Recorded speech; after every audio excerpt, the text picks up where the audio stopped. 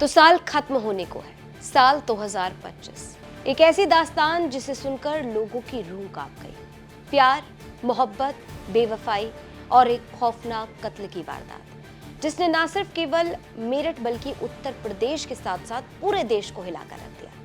ये कहानी है सौरभ राजपूत हत्याकांड की। नमस्कार, यूपी तक देख रहे हैं, आपके साथ मैं हूं शिवानी गोस्वामी। नीला ड्रम, जिसे सुनते ही और देखते ही लोगों के जहन में मुस्कान का खौफनाक कांड याद आ जाता है। मुस्कान, जिसने ऐसे कांड को अंजाम दिया जिसके बाद पूरे देश में हड़कंप मच गया।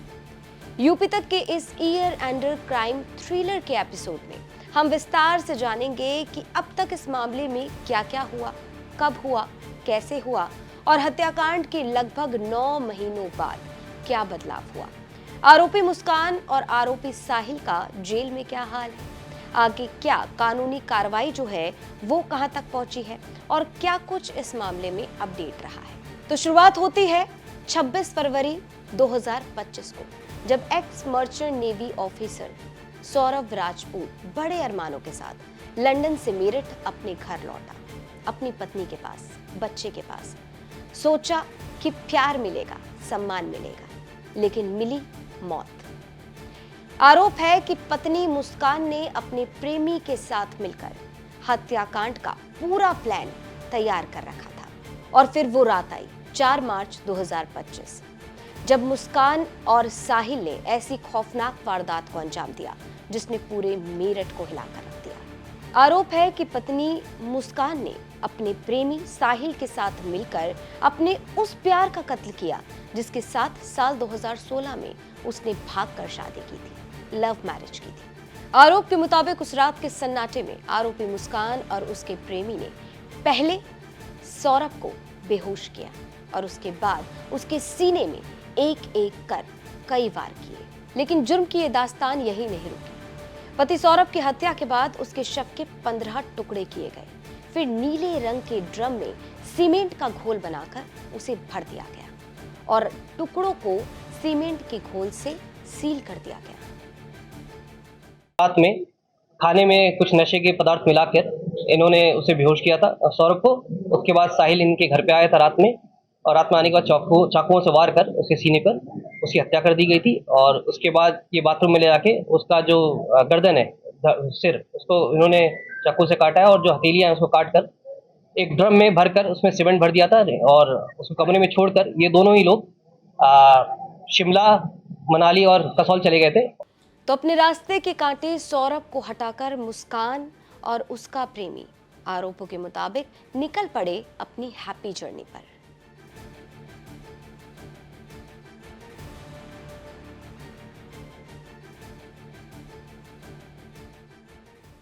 आरोप है कि इस हत्याकांड को अंजाम देकर आरोपी पत्नी अपने प्रेमी के साथ में शिमला, मनाली घूमने चली गई।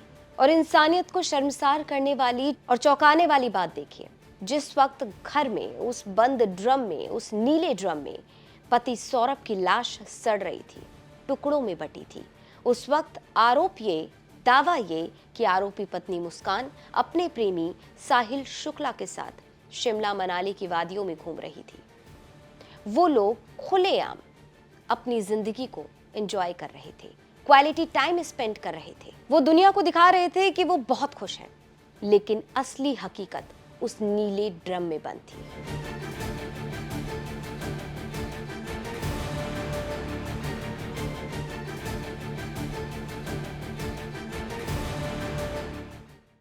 आरोपी मुस्कान की मां बार बार उसे फोन कर रही थी, बात करने की कोशिश कर रही थी, लेकिन मुस्कान हर बार एक नया बहाना बनाती, कभी अपने लिए तो कभी अपने पति सौरभ के लिए। अब वो कैसे कहती अपने परिवार को कि पति तो जिंदा ही नहीं है।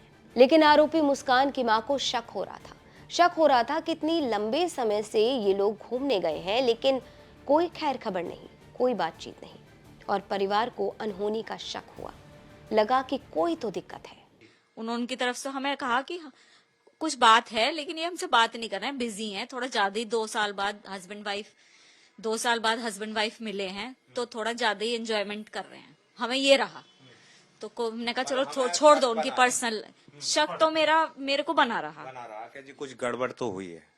तो इधर मुस्कान के परिवार को शक हो रहा था और उधर दावा ये कि आरोपी मुस्कान कभी अपने प्रेमी के साथ नशा करती तो कभी वो होली के रंगों में डूबकर सौरभ के खून के रंग से निकलना चाह रहे थे। 5 मार्च से 17 मार्च तक वो लोग पर्सनल कैब बुक करके अपना क्वालिटी टाइम स्पेंड कर रहे थे, लेकिन शायद सौरभ का वो चेहरा मुस्कान की नजरों के सामने से हट नहीं रहा था।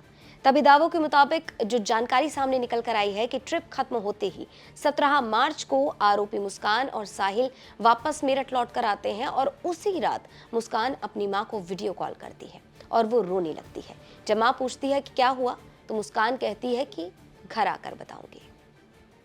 ये टेंशन में दिख रही थी, इसका चेहरा उतरा हुआ था, रो रही थी।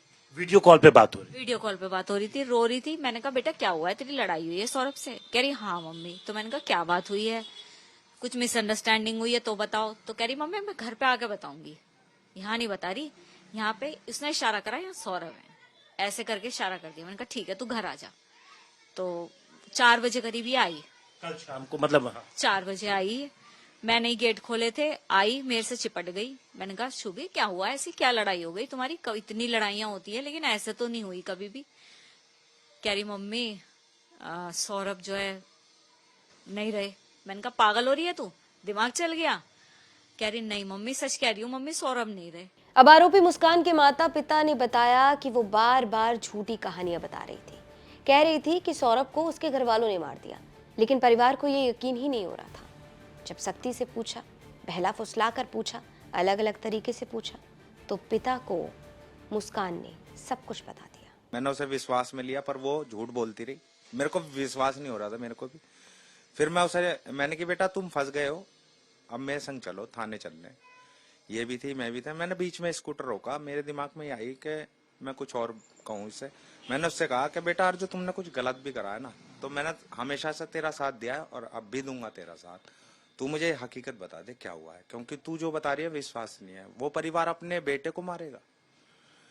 तो इसने कहा कि मैंने मारा है और मेरे दोस्त ने मारा है। तब ये सच बोल गई मेरे से।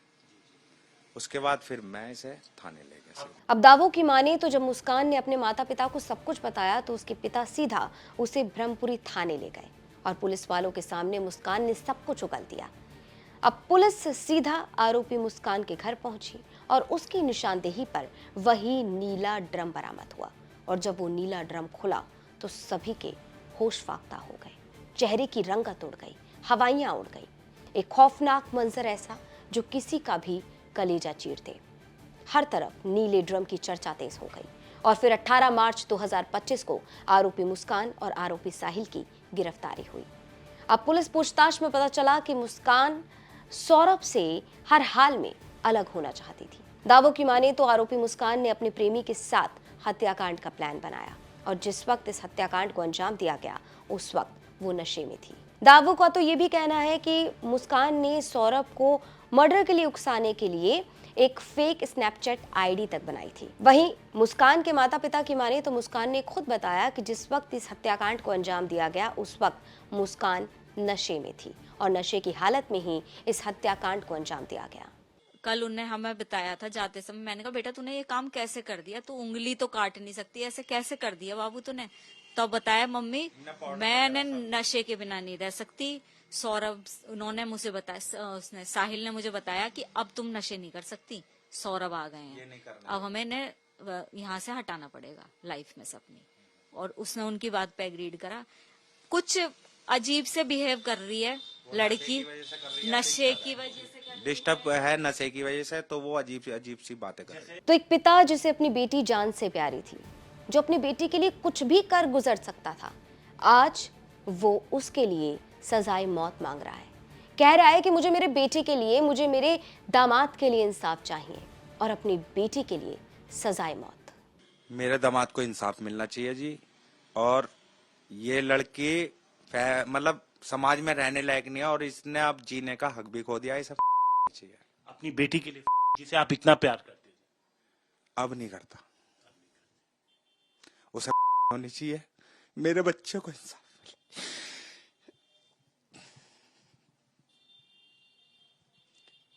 जस्टिस मिलना चाहिए। वो बहुत अच्छा था, ब्लाइंड लव करता था एक बच्चे की, मतलब उसके प्यार की कदर नहीं करी उसने, अपने मम्मी पापा तक को उसके लिए छोड़ दिया। उसके बाद 13 मई का वो दिन जब पुलिस ने 1000 पन्नों की चार्जशीट दाखिल की, 36 गवाह बनाए गए और मामला सीधा पहुंचा फास्ट ट्रैक कोर्ट में।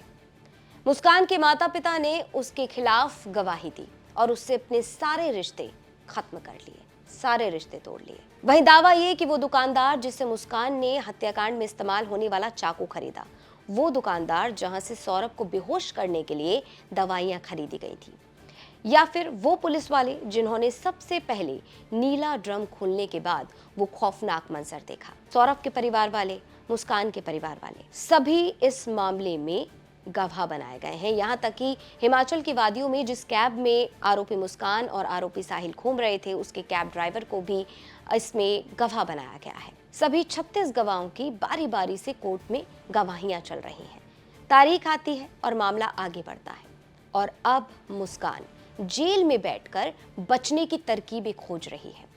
मुस्कान चाहती है LLB करना, लॉ पढ़ना। वो चाहती है कि वो अपना केस खुद लड़े और इसके लिए कोर्ट से इजाजत मांग रही है कि उसे लॉ पढ़ने की इजाजत दी जाए।